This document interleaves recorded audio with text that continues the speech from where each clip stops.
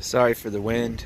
Real quick tutorial video how to change your windshield wiper blades on a 2013 to 2017 Kia Rio. It's pretty simple. Your driver's side's got this way bigger one here. Passengers is a little bitty one.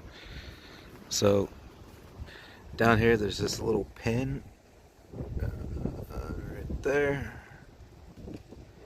The little tab there, you push it in.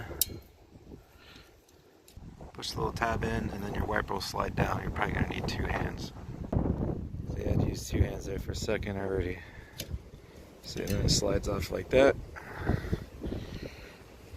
Sometimes the new ones will look slightly different. It's the same concept. You still got that little pin there on the bottom. It'll look a little different. You just got the little tab on the bottom there that you'll push up so you can slide it off. You got to push up and hold it, and then it'll slide off while you're holding it. Then install the new one.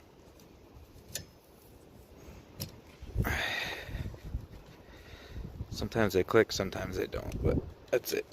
Push down real hard, make sure it's on there.